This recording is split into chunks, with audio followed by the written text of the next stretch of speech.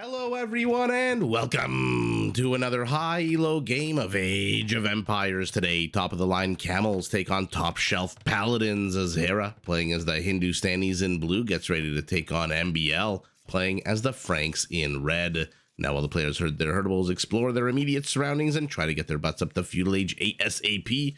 Not a bad opportunity for us to take a look at the Civ matchup that we are going to be watching today, the Hindustanis, civilization that pushes its players towards an army composition made out of gunpowder and camel units. To start with, all Hindustani gunpowder units come with extra armor, and their hand cannoneers can be upgraded to get +2 extra range. Now, coming to their camels, they do come with a few pretty cool features. They do have an attack bonus against buildings, which does address one of my main concerns and issues with camels in this game, which is that they absolutely suck at destroying buildings of any kind. Hindustani camels also attack 20% faster, and the civilization has access to the super cool Imperial Camel Rider, a fairly strong, very tanky, super fast upgraded version of the already awesome cavalry killing machine that is the Heavy Camel Rider. Now, in order to defend their hand cannoneers against pesky ranged units that might want to snipe them on the field of battle, the Hindustanis can actually field a second unique unit, the Gulam. This is an anti-archer unit that moves fairly quickly, has a decent amount of pierce armor, and an attack bonus against archers.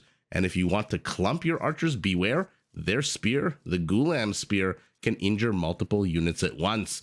Now, to support the quick production of their expensive army, Hindustani villagers become cheaper and cheaper as the game goes on, all the way from the Dark Age right now, when each one of these villagers is 8% cheaper, all the way up to Imperial when they're 23% cheaper, and the Hindustani economy can be made incredibly efficient, but not by, by not only increasing the speed of all gold income by 10%, and that applies not just to gold that you mine, but also to relic gold, but at the same time also reducing the market commodity trading fee from 30% to 10%, which does give them the second best market commodity trading fee in the game, after, of course, the notorious, infamous Saracen 5%. Let's watch the Rhino pull. The Rhino pull is pristine. It falls underneath the TC perfectly. Here with another house, getting ready to boom his little tiny beginning of the game economy.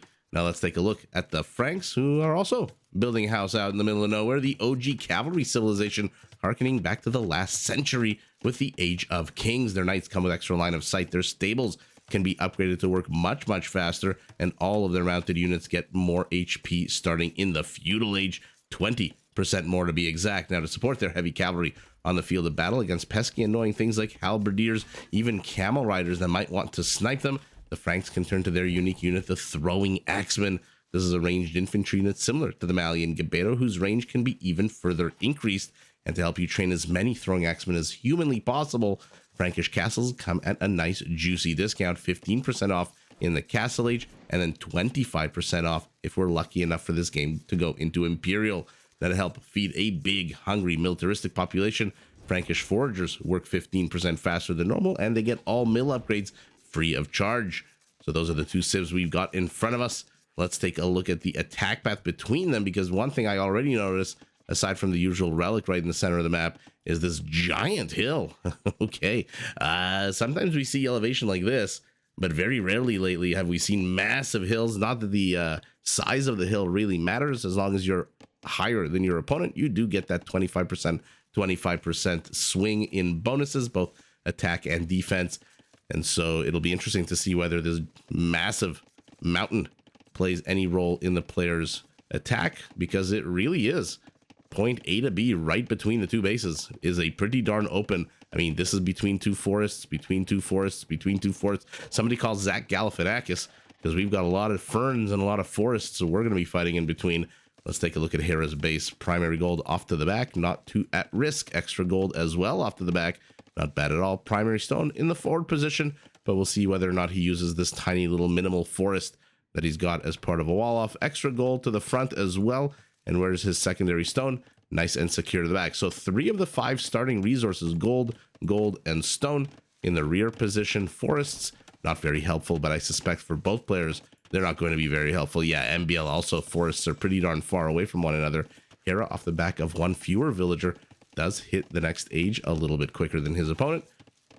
Speaking of his opponent, not a good location for primary gold at all. Very much in the forward position, as is another patch of gold. As is... No, is this... 1 second. 4, 4, 4. Which... Oh, excuse me. This is Hera's forward gold. My goodness. Such a small attack path. I was getting a little bit confused. MbL has his primary stone, secondary gold to the back, tertiary gold in the forward-ish, kind of not really on the attack path, but I was confused. I thought this was maybe his patch of gold, but then I realized, no, wait a second. They're usually the neutral contested golds are 3 patches and not 4. So this confused me a little bit until I looked at the minimap and realized, whoa, my goodness, Hera, this is your 3rd gold. Ugh, yikes. Very much in the forward position. Whereas, okay. So MbL, easier to wall in his base with 2 forests in the forward position. Hera has already discovered where his opponent is. His opponent has already discovered where Hera is. After doing a bit of a massive loop-de-loop here, not finding him originally, MbL has discovered where he is. And Hera is on the attack horse collar for him. That'll catch up to MbL because MbL already has horse collar. Both of them double bid axe. Both of them at 21 villagers a pop. That Hindustani discount, as cool as it sounds, 8% in Dark Age, generally because the players don't really go up. You saw Hera going up on 17. The 8% doesn't really add up to very much originally, but man, does it snowball and begin adding up to more and more and more as the discount not only grows, but the savings from the beginning of the game do come in handy as well. So on the whole, I would say MbL probably has the nicer base, even though his forward gold is a little annoying. Might want to wall this in immediately. Once he walls that in, he can then maybe take along, that's not a sentence, work along the periphery is what I wanted to say. MbL also does have a nice forest to the back of his base. Ooh, he's being shooed away by a spearman here as Hera now dives into MbL's rear. And this is a villager with loom, but 4 scouts. Is Hera going to commit to this? He does commit to it, gets the first kill of the game as a villager for our Frank lies dead. And Hera draws first blood at the same time. MbL getting nothing done on the other side of the map. Has to run away from that 1 spearman. 4 scouts is one thing. 3 scouts is another. Especially 3 scouts with not exactly the highest amount of HP on them. Now, I'm looking at the civilizations here. Interestingly enough, I feel like this might be... those who watch the channel know that I'm loath to call anything a civ win. Okay, Hera gets another kill. But his spearman is under attack to the north. I'm loath to call anything really a civ win. But, I mean, Frankish cavalry versus Hindustani camels. Frankish... I mean, I'm trying to think. The one saving grace the Franks have, which is one of those odd things about one of the original 13 or so civilizations in this game, is that even though they're a cavalry civ, their infantry line is pristine. They have access to all infantry units, except, of course, eagles and unique units. Archers exposed. Ooh, look at that micro by Hera. 4 kills to 1 right now. Their infantry line is absolutely pristine. They have access to all of the upgrades and all of the units. Okay, but a couple of kills evens up, kind of. 5 kills to 4. Used to be 4 to 1, so MbL catching up. And one of the weaknesses of the Hindustanis, until they can get their butts up to Imperial, get cannons, hand cannons by that, I mean, and then Shatagni, which adds the 2 range to their hand cannons, one of their big weaknesses is actually infantry. Because camels, as good as they are, even with the attack bonus against buildings, their damage output is not quite as high as regular heavy cavalry. And once this battle finishes, I will point out something about a heavy cavalry as, okay, Hera continues to advance his kill lead here. And MbL might have overstayed his welcome, maybe brought his units forward a little bit too early. But never mind, he's taking the better trade here. Okay, okay. What's the HP like? The archers might actually... No. Yeah, MbL even realizes as this red dot turns around and runs away. One of the things about the Hindustanis, take a look at this, they don't even get the knight line. No knights, no cavaliers, no paladins. So they're reliant on lighter cavalry and camels, both of which are susceptible to infantry. And by that, I mean pikemen, halberdiers, etc. And the Franks have pretty darn good infantry, like I mentioned, having access to the entire line.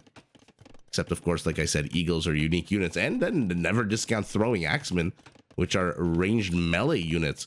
So there might be an opportunity here for our Frank to put on some pressure. He might want to wall. Is this open too?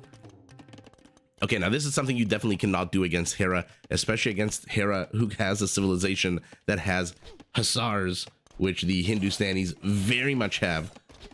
You cannot leave your base open. Why is his base not being walled in? Hera, for his part, is walling in his base. And for his part, also gets another 2 villager kills. Might even get a 3rd here with his archers, but maybe not. It is the scouts that get the kill. 4 villager kills. Our Frank's economy is not too far behind, 35 to 36. But every 50 food the Frank has to spend on his villagers is food that he's not spending on spearmen, scouts, skirmishers even. Although right now he is focusing very much, okay, I say archers, I was about to say archers, but it is in fact skirmishers that he's adding. And not what you want to be doing 18.5 minutes into the game, running your villagers into your opponent's army, especially not when it looks like MbL is trying his darndest to start collecting resources to go up to Castle Age. Hera found a weakness, 1 weakness, 2 weakness in the forward wall off. Not that there's any kind of attempt to wall off this base at all by MbL, and he moves his villagers out again. And Hera is pressing like a shark that smells blood in the water. He is just unrelenting. He's up to 6 villager kills, 7 villager kills. Might even be 8. No, these are full health villagers. More vills being pulled here. Oof, I mean, things were looking not too shabby. Losing 1 villager right at the beginning of the game, not the end of the world. Especially when you're a player like MbL, a high-level, experienced player. On the other hand, losing a bunch of villagers, 7 of them, is, I don't know what to say at this point, especially, like I said, when you're starting to gather resources, 500 food, 170 gold. Why is MbL not walling in his base? An 8th villager dies. Yeah, this is going to start getting a little bit ridiculous here. And again, every 50 food you spend on villagers as a Frank is 50 food that's not really going into going up to Castle Age. And I bet he wished he had 2 more villagers right now, so his 729 food could be 829, and he could click his butt up to the next penultimate age. And Hera again, he's back with another army, and he's pressing. This is why you need, why is MbL not walled in? At least in the forward portion, if Hera wants to kill you, make him go the long way. Don't make it easy for him. Because you know a player like Hera, basically any of these high elo players, if they sense a weakness, if they smell a weakness in your wall off, they will press and press and press until you say uncle and tap out. And here we go, finally. But this doesn't address the issue of this. Okay, I guess this kind of does. So 22.5 minutes into the game, MbL is creating a funnel wall off, which he should have created a long time ago. The good news for our Frank is he is heading up to the next age, and he might be able to get out some pikemen. And if he gets out some pikemen, maybe he can stop these light cav. And if he stops the light cav, maybe he can focus down these archers. But all of that requires resources. All of that requires time. All of that requires villagers. And he's lost 8 villagers to 0. Might even lose a 9th. Nope, she runs away. Why? Oh, why is our Frankish base not walled in? He has no wood. Hera continuing the Feudal Age assault here. Gets another spearman. Unless Hera's queued Castle Age behind this last villager he's training, he is nowhere close to going up to the Castle Age. Which means MbL does have an opportunity here. A little bit of an opportunity. And let's see what he decides to do. I think he needs to go infantry, or at the very least start gathering stone and putting down strategically located castles to dictate the pace of the game. And he is going crosswind. Oh, there's an army converging on the front of the base. I'm going to look at this. A tower, scouts, archers. And MbL has to pull his villagers. Oh no, I'm smelling more and more dead villagers. We're up to 11 dead vill kills here. This guy's definitely going to be 12. No, pardon me, he's going to be 15. Knights are out. Knights are good. You are not facing the Gurjaras that have camels in Feudal Age. So this is good. This is good news for our Frank. He's going to clean this army up. The problem is, look at his villager count. Hera's killed 22 right as I finish that sentence. 23, maybe even 24. Yeah, 24. Excusez-moi, 25. And what's worse, the wood that he needs to wall off the base is being spent on a TC and has been lamed by this one tower for our Hindustani. That's good news in the medium to long run if MbL can survive to the medium to long run, because Hera has 0 villagers on stone and he has just plopped 125 for this tower, which means no second TC anytime soon for our Hindustani, who is still nowhere close. So MbL actually has a massive opportunity here. Hera's going to do his best to try to clog up the works as much as he can. But unfortunately for him, he is spending 80 food on these scouts. And he's training 5 of them, which is 400 food. Which is exactly the amount of food he needs to go up to the Castle Age. Those villagers that built the tower are now teething the stone, but they've got nowhere to drop it off because Hera doesn't have 100 wood for a mining camp. And MbL needs to apply the pressure so freaking bad right now. This is one of those situations where you want to just yell at a player, go, go, go, attack, attack, unrelenting. Why are you moving back? Forget his light cab, move in, do damage. Oh, but maybe you can't forget the light cab because he's about to get swarmed here. MbL's army kind of small. And as much as I wanted to make a big deal about this mountain on the right side, it doesn't seem like anybody's really too interested in taking high ground here. MbL doing the best that he can to avoid the high ground for some reason. And that's it. Our Frank has no army. Where is your 1 army count? Where is your 1 skirmisher? Oh, yeah. All right. This is the might of Charlemagne. All that stands between certain death and, I guess, not certain death. Cavalry archers when you've got no wood and 4 villagers on wood. Okay. Hera's clicked up the castle. I fear for our Frank, because the advantage that he had the few minutes, and now this is open and was open the whole time.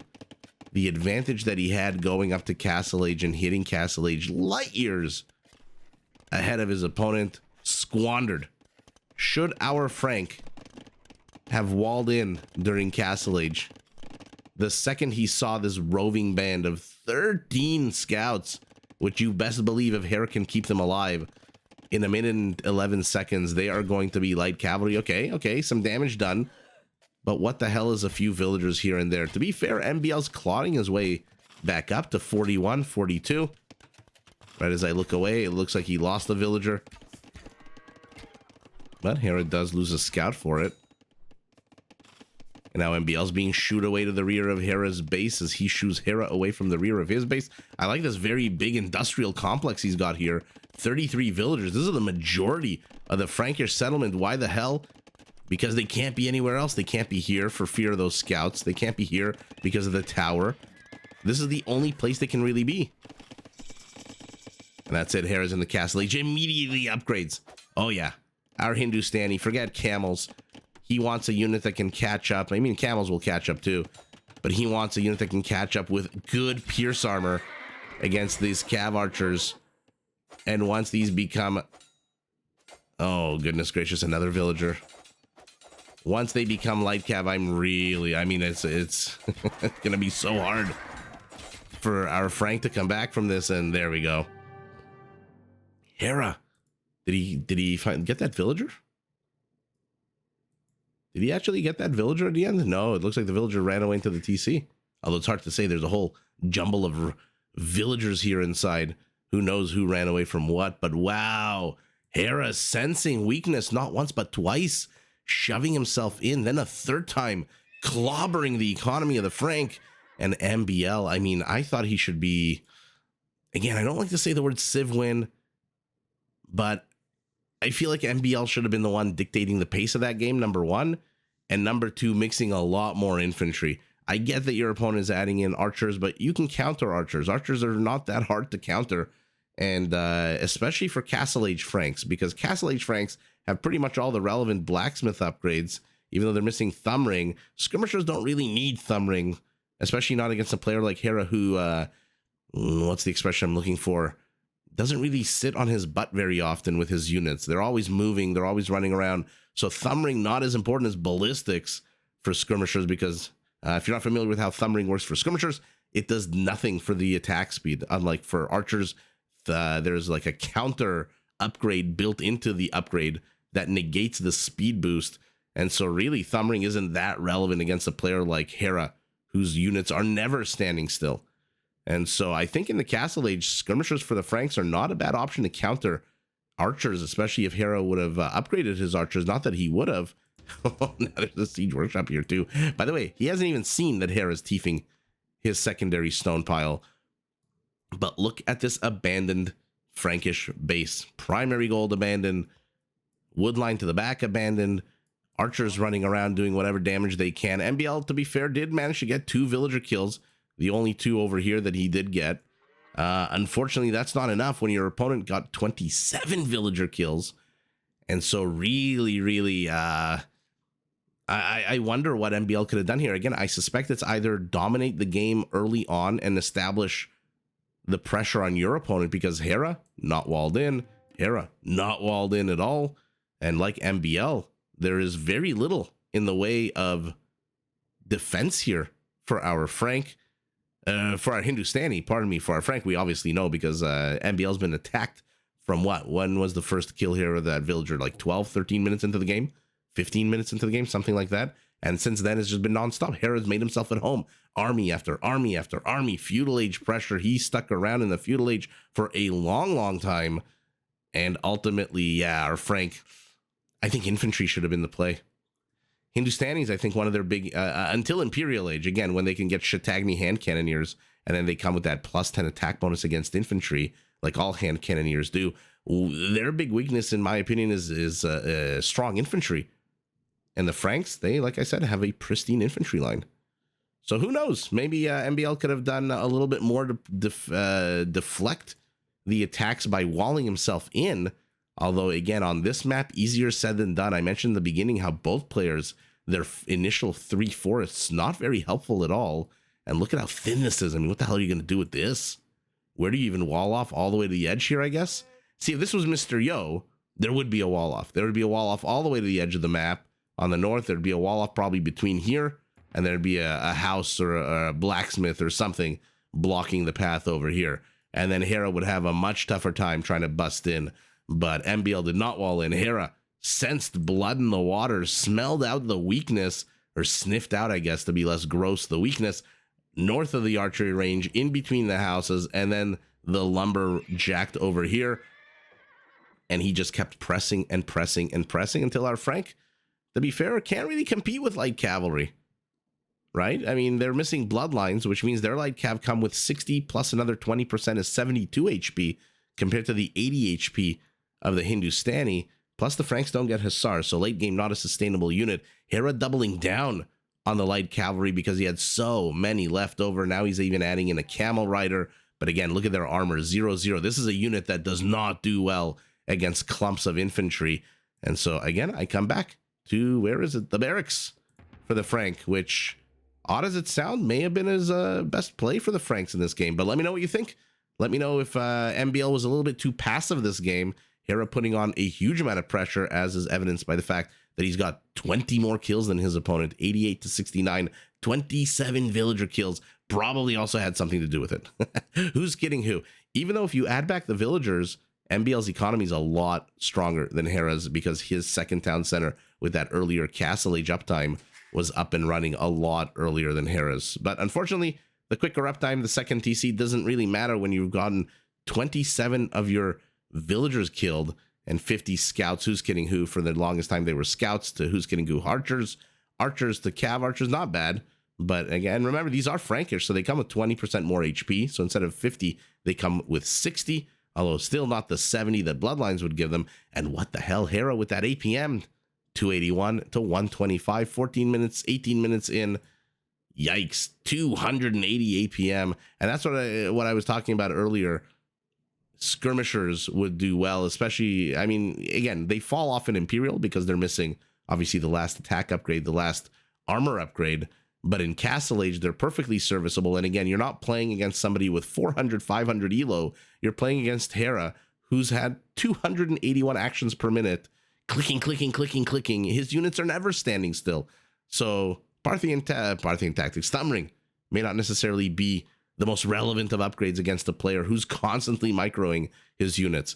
In any event, wood, food, gold, and stone all going to our Hindustani, who at the end of the day gets about, what is that, 3,800 more resources than his opponent, so 20 some odd percent bigger. No relics, no monks, no monk play at all, no raisings, nothing like that. This was a game where Hera sniffed out a weakness, and Hera kept pressing and pressing and pressing, and like a jujitsu fighter who's got your ankle in a lock. Say uncle, MbL says uncle. Hera takes the W, but GG in a nice little back and forth for, pardon me, to both players. Did you enjoy this video? Check out these other clips and make sure to subscribe and enable notifications so that you're notified of my latest uploads.